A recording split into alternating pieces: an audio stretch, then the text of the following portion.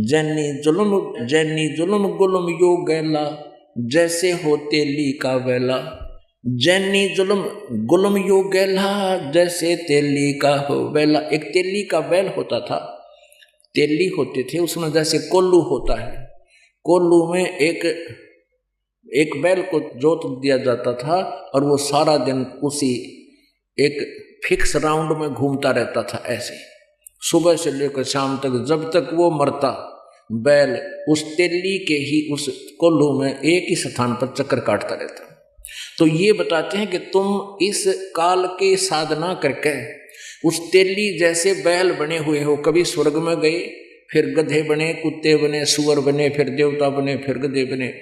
अब परमात्मा क्या बताते हैं, ये अरहट का कुआ लोई, या गढ़ बंजा है सब कोई। कीड़ी कुंजर और अवतारा, हरहट डोर बंधे कई बारा। ये चतुर्भुजी भगवान कहाँ में, हरहट डोर बंधे सब आवे। ये कोटिक करता फिरता देखा, हरहट डोर कहूं सुन देखा। अपरमात्मा कहते हैं, जय कोई कहा हमारा माने। तो सतलोक में सचखंड के अंदर निश्चय आने। तो परमात्मा हमें बताना चाहते हैं कि जो साधनाएं तुम कर रहे हो, करते आए हो, उससे ये दुर्गति सभी प्राणियों की हुई है। कहते हैं, एक नारी त्याग दीनी, 5 नारी गैल वे। पाया न द्वारा मुक्ति का सुखदेव, करी बहु सैल वे। तो पुण्यात्मा, सत साधना जो जब तक जीव को नहीं मिलती, ये चाहे घर त्याग का कितना धक्के खा लो, चाहे कितनी साधना कर लो, पूर्ण संत नहीं मिलेगा और सत साधना नहीं मिलेगी तो इसकी दुर्गति समाप्त नहीं हो सकती। तो वो सत साधना, वो तत्व ज्ञान इस दास के पास उपलब्ध है। आप आओ और अपने सब मित्र प्यारों को समझाओ, अपना कल्याण करवाओ। बोलो सतगुरुदेव सत साहिब। परम पिता परमात्मा पूर्ण ब्रह्म परम अक्षर ब्रह्म सर्वश्रेष्ठी रचनहार कबीर साहब, जुलाहा कबीर, धानक कबीर, ये हमारे परम पिता हैं। हम सभी आत्माओं के मालिक हैं, कुल के मालिक हैं, सब ब्रह्मांडों के स्वामी हैं। ये ओवरऑल कंट्रोलर है, ये कंप्लीट गॉड है। ये वो परमात्मा है जो काशी शहर में सन 1398 में सतलोक से चलकर आए थे, एक शिशु रूप धारण करके। लहर तारा नामक तालाब में विकसित कमल के फूल पर नवजात शिशु का रूप धारण करके विराजमान हुए थे। वहाँ से एक नीरू और नीमा नाम के पति पत्नी दुल्हा दंपति उठा ले गए। वे निसंतान थे। ये पिछले संस्कारों से परमात्मा उनको इस तरीके से मिले थे। परमेश्वर कहते हैं, जो जन हमारी शरण है, ताका हूँ मैं दास, और गेल गेल लाग्या फिरूं, जब तक धरती आकाश। जो बच्चा गऊ की नजर में, यूं साईं को संते, भक्तों के पीछे फिर ये भक्त वत्सल भगवंत। पिछले संस्कारों वश अपने वचन अनुसार ये परमात्मा जुलाहा दंपति को शिशु रूप में प्राप्त हुए और ये ऐसी लीला प्रत्येक युग में करते हैं। और फिर जुलाहे का कार्य करने लगे। जुलाहा वर्ण में जन्म तो मालिक का नहीं था, लेकिन ये स्वयं आकर प्रगट हुए थे। सहशरीर आते हैं, सहशरीर जाते हैं। ना सतगुरु जननी जने, इनके माना बाप, पिंड ब्रह्मांड से बाहर है, जहाँ न तीनों ताप। वो परमेश्वर, वेद भी बताते हैं कि वो पूर्ण परमात्मा को, वो माँ से जन्म नहीं लेता, स्वयंभू है, परिभू है, स्वयं गति करके सतलोक से चलकर आता है। वो ऊपर प्रकाश में स्थान यानी सतलोक में रहता है, वहाँ से चलकर यहाँ ज्ञान देने के उद्देश्य से परमात्मा आते हैं। तब वो एक जनसाधारण की लीला करते हैं। अपना निर्वाह भी एक जन साधारण की तरह करके दिखाते हैं। ये वेद में प्रमाण है। ऋग्वेद मंडल नंबर 1 सूक्त नंबर 31 मंत्र 17 में। अनुवादकर्ताओं ने वेदों को ठीक से समझा नहीं, उन्होंने अनुवाद ठीक नहीं कर रखा, लेकिन मूल संस्कृत सही प्रमाण कर रही है। वो परमेश्वर हमें आकर बताते हैं कि आप जी सभी पुण्यात्माएं यहाँ के वासी नहीं हो, आप सतलोक के रहने वाले हो। पुण्यात्माओं, जब तक आपको परमात्मा की शरण नहीं मिलती, तत्व ज्ञान नहीं मिलता, तब तक हम कोरी बकवाद पसंद करते हैं। फिल्मी गाने बढ़िया, और भी डांस, डीजे और शराब, भांग, तंबाकू, पान खाना, जो एक मनुष्य का आहार नहीं है, उसको हम करते हैं। फिर जब हमें ज्ञान होता है तब ये आत्मा अपने आप, जब भक्ति की आपके अंदर अधिकता हो जाएगी, अंतःकरण में आपकी जो है ना सफाई आएगी, मलिनता कम हो जाएगी, उस समय आपको कोई फिल्मी गाने या कोई डांस नाच या डीजे आदि का ये बकवाद कतई नहीं सुहावेगी। ये सत्कर मान लेना। परमात्मा कहते हैं अंसा देश सुदेश का, और पड़ा कुदेशा आए, और जिनका चारा मोतियां वो गोग्यों क्यों पति आए। जैसे सरोवर के ऊपर, झील के ऊपर जिसमें मोती होती हैं, और वहीं पर सीप जिससे मोती होती है उसको सीप बोलते हैं, और उसी प्रकार के एक संखले से होते हैं जिनमें कीड़े होते हैं। तो वहाँ पर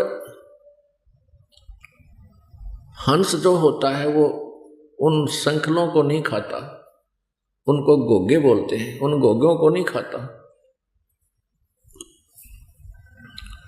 तो ऐसे ही जब आपको ये ज्ञान हो जाएगा, आप हंस हो जाओगे, तो परमात्मा कहते अंसा देश सुदेश का, उस अच्छे देश का रहने वाला था तू, यहाँ पड़ा कुदेशा आए, इस गलत देश में, काल के लोक में, 21 ब्रह्मांडों में आकर गिर गया तू अपनी नालायकी से, गलती से।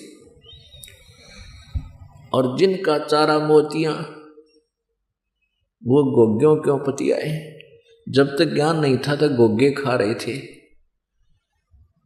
यानी राम नाम की मोती छोड़ के कोरी बकवाद इकट्ठी करें थे, धन जोड़न की वृत्ति, कार बढ़िया लेने की अटकलबाजी, फिर सौ पाप करें थे, और टेंशन में नारी रहे थे, शराब की घूटी लावे थे, लंबी सिगरेट ला कर टीरी खा पाके आना थे।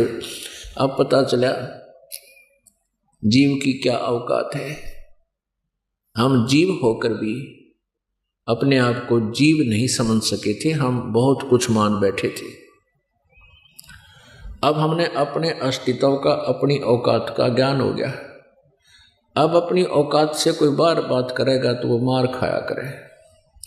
हिरण्यकशिपु एक जीव था, परमात्मा से थोड़ी सी सिद्धि प्राप्त करके, उसी की पूजा मजदूरी करके आध्यात्मिक शक्ति ले ली थी, और फिर हल्दी की गांठ प्राप्त करके पंसारी बन गया कि मैं ही भगवान हूं। परमात्मा ने बताया है कि मैं करे सो मारिए, तू करे सो छूट बे, इस मार में होशियार बंदे, गधा बने के ऊंट बे।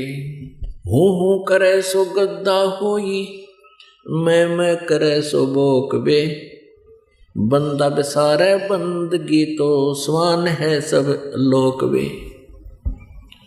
कहते हैं जो मैं करता है, मैं ये कर दूंगा, मैं वो कर दूंगा, ये सबसे बड़ी भूल है इस प्राणी की। जीव नहीं कर सकता कुछ भी। अब किसी को पैरालिसिस हो जाता है, अधरंग हो जाता है, हाथ भी नहीं उठता, बांगा मुंह हो जाता है, टेढ़ा मुंह, और माखी पड़े और लकड़े लाल पड़े। तो हमने पता लग गया हमारी क्या औकात है, क्या बुनियाद है हमारी। तो अब हम अपनी इस भूल को सुधार के परमात्मा की भक्ति करेंगे। ये आत्मज्ञान है। अब जितने भी संत हैं आत्मज्ञान पर घाटा जोड़ रहे हैं। आत्मज्ञान हो गया, आत्मज्ञान हो भी गया तो परमात्म ज्ञान बिना उसका क्या बनेगा।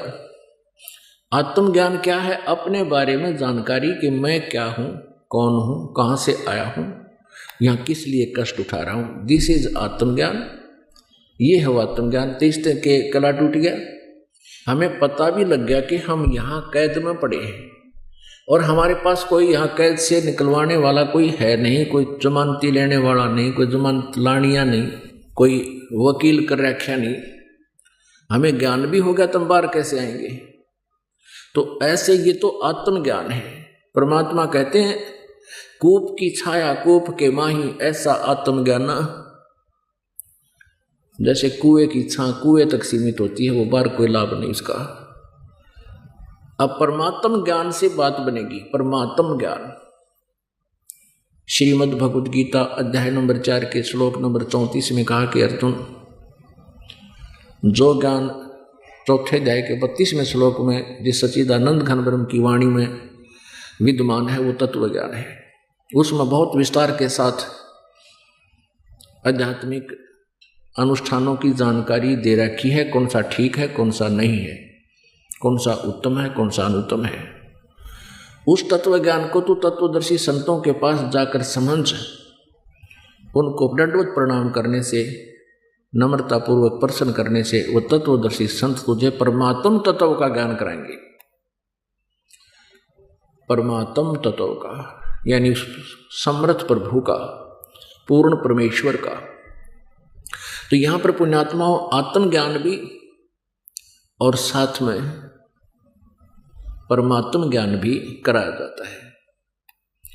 तो परमात्मा हमें बताते हैं कि तुम गलत स्थान पर आकर गिर गए हो, आप यहाँ से अपना पीछा छुटवाओ। उसके लिए क्या बताते हैं? सत्यलोक में चल मेरी सुरता, हिम्मत ना लावे देरी, साच कहूँ ना झूठ रती भर, तू बात मान ले मेरी।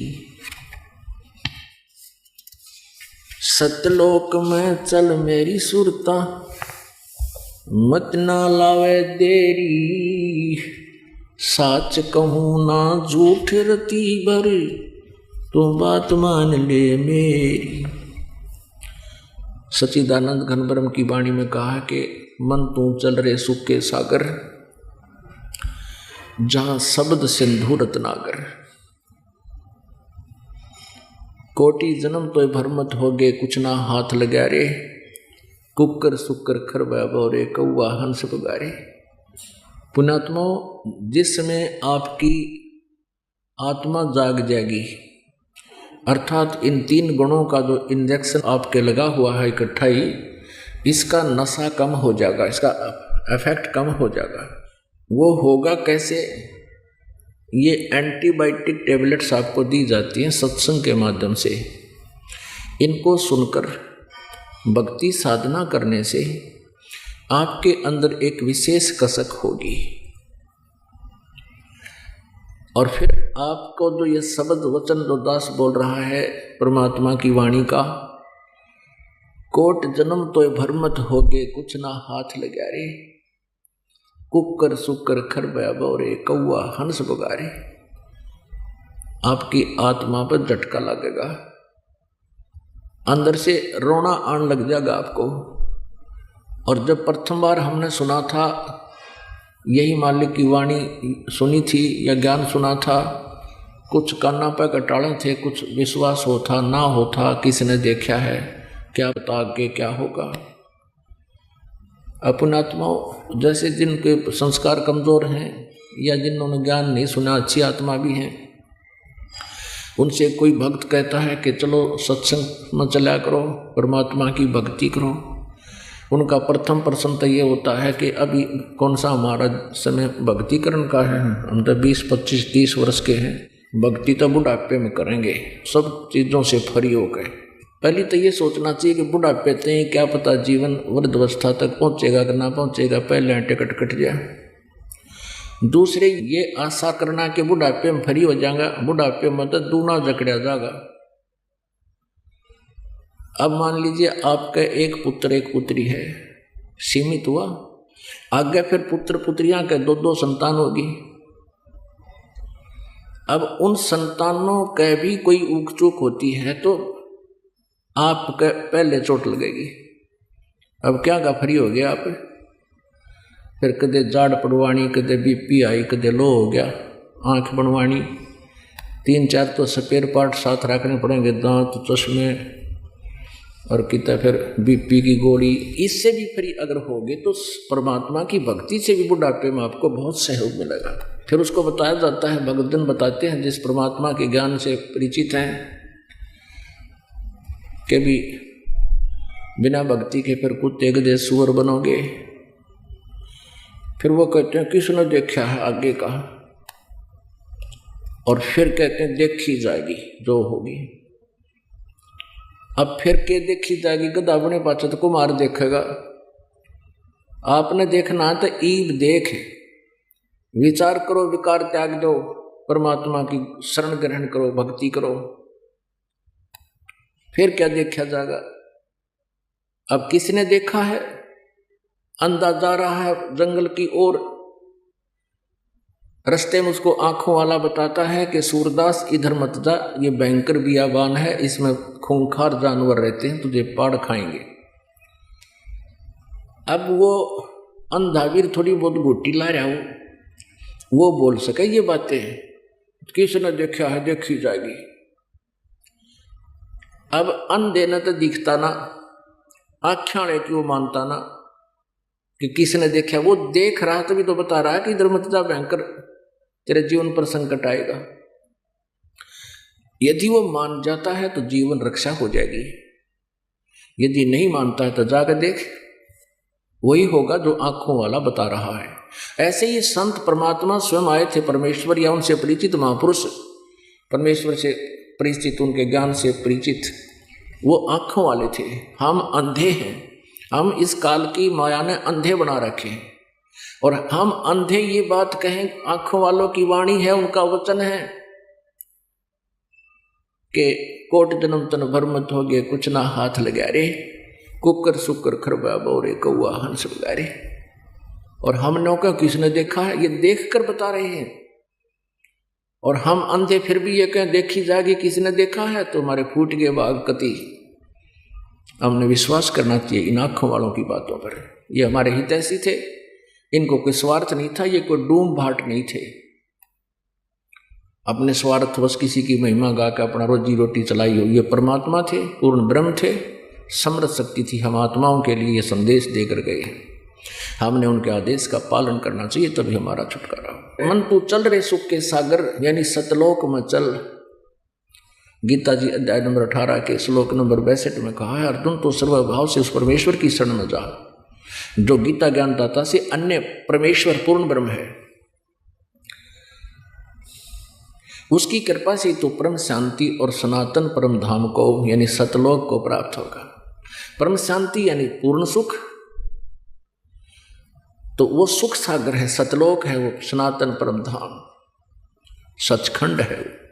उसमें कैसा सुख है, शंखों लहर मेहर की उपज कहर नहीं जा कोई, दास गरीब अचल अविनाशी सुख का सागर सोई।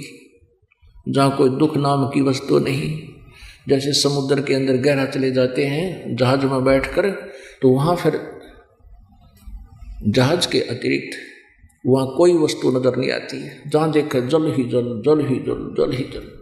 ऐसे ही सुख सागर सतलोक के अंदर सुख ही सुख, सुख ही सुख, वहाँ किसी प्रकार की टेंशन नहीं। पुण्यात्माओं, आपने स्वर्ग की सतिथि पता लग गया। जैसे कल सत्संग में सुनाया था कि श्री ऋषभदेव जी जैन धर्म के प्रवर्तक, वो बाबा आदम बने और बाबा आदम जी स्वर्ग में बैठे हैं और स्वर्ग में बैठे हुए दाईं तरफ देखते हैं तो स्वर्ग में उसकी अच्छी आत्माएं, अच्छे संतान सुखी है, उसको देखकर हंस रहे हैं। बाईं तरफ उसकी निकम्मी संतान थी, उनको कष्ट दिया जा रहा है, उनको पीटा जा रहा है, उनको यातना दी जा रही है, उनको देखकर रो रहा है। स्वर्ग में भी चैन नहीं। 21 ब्रह्मांड में आग लगी है, यह कृत्रिमबाजी सब है, ठगी है। ऊपर के लोकों में, ऊपर का लोक एक स्वर्ग जिसको हम स्वर्ग बोलते हैं, ब्रह्मलोक इस ब्रह्मांड का सबसे टॉप मोस्ट रेस्टोरेंट है। उसमें हर तरह की बकवाद है। जो यहाँ पृथ्वी पर बकवाद नहीं उपलब्ध होती वो स्वर्ग में होती है। नाचना गाना बकवाद रंडी पैसा हुआ सब कोरी बकवाद स्वर्ग के अंदर। और यहाँ से पुण्य कर्म करके जो प्राणी जाता है उनकी पुण्य सारे डिपॉजिट कर दिए जाते हैं। और वो जितने भी नाच गाने देखता है, जैसे भी कहीं जाता है, वहाँ तक केवल सैर सपट्टा है, कर्म क्षेत्र नहीं है। स्वर्ग की परिभाषा बताते हुए आपको समझाते हैं कि जैसे कोई धनी व्यक्ति, जैसे राजस्थान, हरियाणा, पंजाब, उत्तर प्रदेश इसके अंदर जो रहता हो और सारा वर्ष अपनी बिजनेस से कुछ पैसे इकट्ठे करे, 50-60 हज़ार रुपये लेकर और कुल्लू मनाली चला जा हिली स्टेशन पर, वहाँ रेस्टोरेंट में जा कर के रुकता है और होटल में कमरा किराए पर लेता है, सारा आहार मोल होता है, उसी का खर्चा होता है, सैर सपट्टा करे और अपना खाना वाना खावे, गुटी शूटी लावे और रेस्टोरेंट में बढ़िया एसी कमरे, टेलीविज़न चल रहा है, ठाठ कर रहा है। और जब वो 2 महीने का जो खर्चा ले गया था वो पूरा खत्म हो गया, जेब खर्च उसका, उसको स्वयं वापस आने की लगन लग जाती है। यानी अपनी जेब से जो पैसा ले गया था उसको बर्बाद कराया, वापस कर्म क्षेत्र में आ गया। अगले वर्ष फिर इसी तरह कोई पैसा बचे तो बचे, ना भी बचे और फिर वहीं बिरान माटी। तो कहने का भाव ये है, ये स्वर्ग जो यहाँ के हैं ये हमारे को मूर्ख बनाने के लिए, हमारे को ठगने के लिए, हमारी आध्यात्मिक कमाई को नष्ट कराने के लिए बना रखे। तो ऊपर स्वर्ग में भी सुख को नहीं।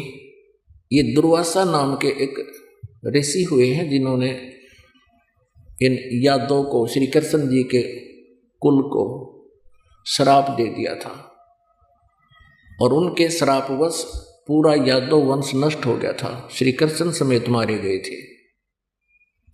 अब यहाँ तो वो महर्षि और ब्रह्मचारी को आ गया, ऊपर स्वर्गलोक में गया, वहाँ डांस हो रहा था। 33 करोड़ देवता, 88,000 ऋषि वहाँ पर उस रेस्टोरेंट के बैठे थे ऊंचे ऊंचे आसनों पर और सामने एक अप्सरा नाच रही थी खूबसूरत। अब यहाँ तो बच कर चला गया वो, अब वो वहाँ से कैसे बचा है? अब उस सुंदर लड़की को अर्धनग्न शरीर में देखकर उसके अंदर वो दुष्टता जागेगी। एक भंवरे का रूप बनाया और उस लड़की के अर्ध शरीर पर उसके सतन को काट लिया, दूधी पर छू दिया, डंक मारा। अब जैसे किसी का ततैया भर आकर लड़े तो हाथ मारा एक आदमी, उस लड़की ने हाथ मार दिया, वो पट दे ही जमीन पर गिरा। और ऋषियों को तो पता था कौन से की सीट खाली है, कौन गया बकवाद करन। सब आसन लग गए, आसन लग गए तो वो दुर्वासा बनकर खड़ा हो गया, बावरे थे। और यहाँ तक ये बकवाद है कि तो देख ले, लाठी वाले की भैंस है यहाँ तक। उस लड़की ने अपना बचाव किया था, बताओ उसकी कई इंसल्ट कर दी दुष्ट की। खड़ा होते दुर्वासा बन गया, श्राप दे दिया कि तू गधी बनेगी मृतलोक में, तू गधी बन जा। अब वह लड़की मर गई, वह मृतलोक में आकर गधी की योनि भोगन लागी। अब इस तरह उसने यहाँ साधना की, यहाँ तो दुनिया की दृष्टि में बाल ब्रह्मचारी और वहाँ बकवाद जा करी और अपनी कमाई को नष्ट कर दिया। उस लड़की को श्राप दे दिया, उस दिए हुए श्राप की उससे उसकी भक्ति अक्षीण हुई और पाप अकाउंट में लिखा गया। अब यहाँ परमात्मा ने ये अध्यात्म यानी ये परमात्म ज्ञान बताया है, तत्व ज्ञान बताया है कि ऐसा हो रहा है, यहाँ पर तुम्हारे को मूर्ख बनाया गया है। तो यहाँ कोई सुख नहीं है। इंद्र की हिस्ट्री देख लो, यहाँ पे स्वर्ग के राजा की, असुरों के साथ उनका युद्ध हो रहा है। एक बार लिखा कि राक्षसों ने इंद्र की गद्दी को छीन लिया, इंद्र को मार मार कर भगा दिया, देवता भाग गए, सारे की तरह छुप गए। बता के ये सारा या आग लाग रही है। यहाँ का इतिहास देख लो, पिछला इतिहास हम पढ़े देखें, फलाने राजा ने उस राजा पर चढ़ाई कर दी, उसके राज्य को छीन लिया, उसने जंगल में जाकर अपना शरण ली, सारा आग लगी पड़ी है। तो परमात्मा कहते हैं मन तू चल रे सुख के सागर, जहाँ शब्द सिंधु रत्नागर, कोटि जन्म तन भरमत हो गए, कुछ ना हाथ लगा रे, कुकर सुकर खरबा बोरे, कौआ हंस बगारे। आज आपके पास संतान भी है, संपत्ति भी है, कार कोठी भी आपने खूब सुंदर बना रखी है। इस तत्व ज्ञान के सुने बिना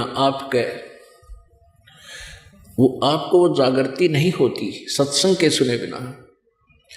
और एक मिनट में मृत्यु हो जाती है। आप देख रहे हो ऐसे ऐसे करोड़पति अपने हेलीकॉप्टरों में क्रश होकर के नष्ट हो रहे हैं, मुख्यमंत्री प्रधानमंत्री तक एयर क्रैश में मारे जाते हैं। और फिर क्या, पहले तो सब कुछ उसका था और अब कुछ भी को नहीं, ना जाने कहाँ पशु योनि में धक्के खा रहा होगा। ये है परमात्म ज्ञान, है इसको तत्व ज्ञान कहते हैं। अपनात्मा जब आपकी यह भांग उतर जाएगी, परमात्मा कबीर जी कहते हैं कबीर ये माया अटपटी, यह त्रिगुणमयी माया, रजगुण ब्रह्मा, सतगुण विष्णु, तमगुण शिव जी से निकल रही तरंगे, ये सबको प्रभावित किए हुए हैं। और इन्हीं के आधार से हम यहाँ, जैसे रजगुण के प्रभाव से हम यहाँ की सुख सुविधा संतानोत्पत्ति करते हैं, ठाठ बाट ऊंच पोस्ट। और विष्णु जी के सद्गुण के प्रभाव से हम एक दूसरे में ममता, बाप की बेटे में, बेटे की माता पिता में, माँ की पिता में, ऐसे यानी अपने संतान और संपत्ति में हम जकड़े हुए हैं। हमारे बस की बात नहीं, इससे हम दूर हो सकें। मरते से तड़क जाऊँ और पूरा परिवार वैसे मर जाता है, ये तो होने लग रही है कहानियाँ, पर अपने बस की बात नहीं हम इनसे मोह हटा सकें, क्योंकि हम जीव हैं और प्रभावित हैं। जैसे मिर्च का छोंक कहीं लगा, छींक आवेंगी, उस जीव के बस की नहीं, छींक न रोक ले क्योंकि प्रभाव हो गया उसका। तो ऐसे हमारे ऊपर ये त्रिगुणमयी माया का प्रभाव है। परमात्मा कहते हैं कबीर ये माया अटपटी और सब घट आन अड़ी, किस किस न समझाऊं या कुआ भांग पड़ी।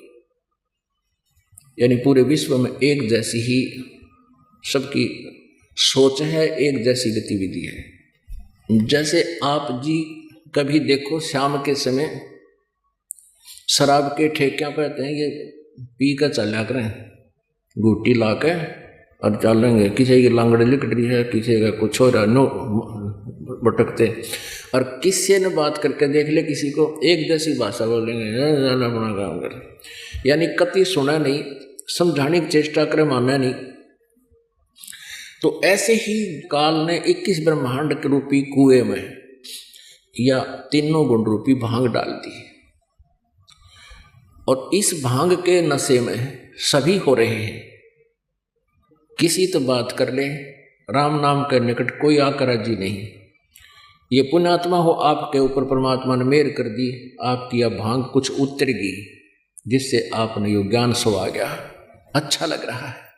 तो यहाँ बुलाकर आपको ये एंटीबायोटिक देकर ये भांग उतारी जा रही है काल की। तो उसके बाद आपके हृदय में एक एक वाणी की जगह बनेगी, और इसको रह रह कर सुनना पड़ेगा। जैसे आप आज सुनोगे, आप जब तक बैठे हो आपकी आत्मा में बहुत जबरदस्त कसक बनेगी और कई दिन तक रहेगी ये। फिर संसार में पहुंच जाते हो, वहाँ के लोगों का व्यवहार, विचार, उनकी क्रियाएं वो हमारे से कति भिन्न होती है। उसमें जाकर के फिर हम उसी संसार रूपी शोर में हम समा जाते हैं। इसलिए आपको फिर प्रार्थना की जाती है कि कुछ कराकर जमानत आ जाया करो इस काल की कैद से, यहाँ फिर चार्ज कर दिया जाएगा आपको। तो ऐसे ही कुछ समय के बाद आपकी आत्मा में भक्ति का इतना प्रवेश हो जाएगा कि आप इस काल के द्वारा दिखाए जा रहे इन जो ना भयभीत नहीं हो पाओगे, ये नुकसान हो जाएगा, ऐसे नहीं जाएंगे, ऐसा हो जाएगा, और कल मृत्यु होगी, फिर क्या हो जाएगा, फिर एक ऐसा आपकी सतिथि आ जाएगी कुछ दिनों के बाद, सब काम को त्याग कर आप यहां जरूर आओगे और फिर देखेंगे वो काम गलत होकर दिखाइयो। फिर भगवान कहा, कहते सतगुरु के दरबार में कमी काहे की ना, अंसा मौज नहीं पावता तेरी चूक चाकरी में। जब हम पूरी सच्ची श्रद्धा से पूरे विश्वास के साथ सब मर्यादा में रहते हुए परमात्मा की भक्ति करेंगे, कुछ दिनों में देखना परमात्मा हाजिर खड़ा रहेगा। तो परमात्मा कहते हैं उस सुख के सागर चल, कोटि जन्म तू राजा की न्या, और मिट्टी न मन की आशा, भिक्षुक होकर दर दर घुम्या, ये मिला नी निर्गुण रासा। इंद्र कुबेर ईश की पदवी, और ब्रह्मा वरुण धर्मराया, विष्णुनाथ के लोक को जाकर तो फिर भी उल्टा आया। इंद्र कुबेर ईश की पदवी, ओए होए। क्या बताते हैं, जैसे एक समय एक मार्कंडे नाम के ऋषि थे, वो बंगाल की खाड़ी में तप कर रहे थे। इंद्र किसे कहते हैं, स्वर्ग का राजा, और स्वर्ग के राज्य की प्राप्ति तप से, और दूसरा तरीका है उसको पाने का ये धर्म यज्ञ करने से। एक धार्मिक यज्ञ जिसमें 100 मन देसी घी प्रयोग किया जाता है, जिसमें हवन भी होगा, आगंतुकों के लिए भंडारा होगा, उसमें 100 मन घी लगना चाहिए, और उसकी कुछ टर्म एंड कंडीशंस हैं, वो भंग ना होनी चाहिए, तब वो यज्ञ सफल मानी जाती है। ऐसी 100 यज्ञ जो पूर्ण कर लेता है निर्विघ्न, तो वो इंद्र की पदवी के प्राप्त करने योग्य हो जाता है। और इंद्र जो वर्तमान में स्वर्ग का राजा होता है, उसको एक विशेष हिदायत होती है, उसको एक विशेष हिदायत होती है कि तेरे शासन काल में यदि किसी ने इंद्र की गद्दी प्राप्त करने योग्य साधना कर ली, तो तुझे पद से हटाकर उस साधक को इंद्र की पदवी दे दी जाएगी। तो वर्तमान इंद्र को ये चिंता भी खाती रहती है, उसको नहीं सुहाता कोई तेरी गद्दी प्राप्त करने योग्य कोई साधना कर ले, इसलिए वो अपने दूत छोड़ देता है पृथ्वी पर। देवता सारे इसके अंडर में हैं, ये राजा है, देवता इसके सिपाही हैं, इनको भेज देता पृथ्वी पर, स्त्रियों पुरुषों दोनों को, और वो देखते रहते हैं कोई साधक ऐसी साधना तो नहीं कर रहा जिससे इंद्र की पदवी प्राप्त करे। इंद्र को पता चला कि एक मार्कंडे नाम के ऋषि बहुत दिनों से साधना कर रहे हैं, उसके तप को खंड कराने के लिए, उसकी भक्ति का नाश कराने के लिए इंद्र ने एक उर्वशी भेजी अपने लोक तक, और उसको कुछ सिद्धियां भी दे दी। उन सिद्धियों से उसने उस मार्कंडे ऋषि के आसपास के क्षेत्र में वसंत जैसा ऋतु बना दिया, फागुन जैसा, और आसपास सुगंधित फूल एकदम बन गए, और ऐसे सुरीली आवाज के वह अपने आप ये साजबाज बजने लग गए, और स्वयं वो उसके सामने जहाँ वह बैठा अर्ध खुली आंखों से, आधी आंखें खुली थी आधी बंद थी, ऐसे वो देख रहा था। उर्वशी उसके सामने डांस करने लगी।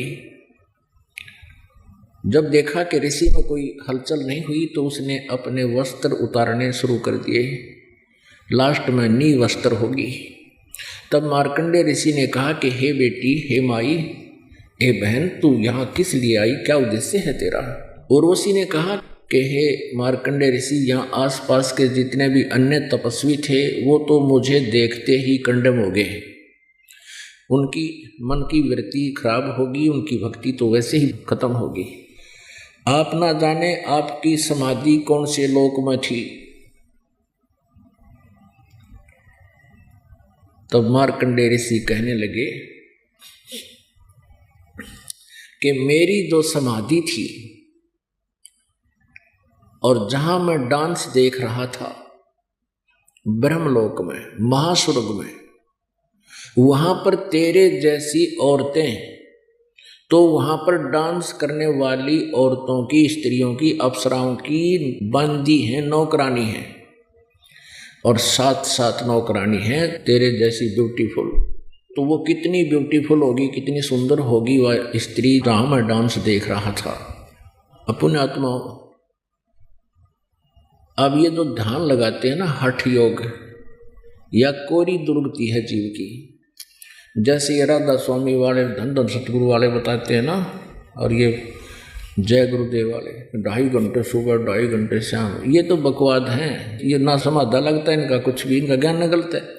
वो तो वर्षों तक तो इसका अभ्यास प्रैक्टिस किया जाता है, दिन रात बैठ करके। पहले अच्छे स्वस्थ शरीर थे, मौसम ठीक था, और पहले एक श्वास उश्वास की क्रिया करके और सूक्ष्म श्वास बनाकर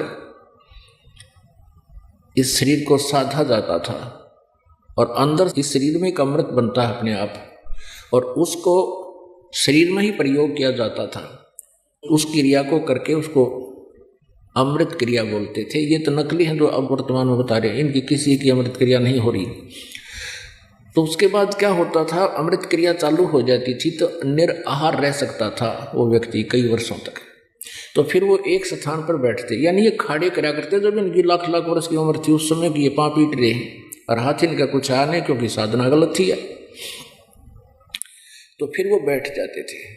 इस शरीर के अंदर चैनल लगे हैं, मूल कमल, हमारी रीढ़ की हड्डी जो बैकबोन है, इसके अंदर की तरफ जहाँ ये एंड होता है नीचे गुदा के पास, इसकी एंड से 2 उंगल ऊपर अंदर की साइड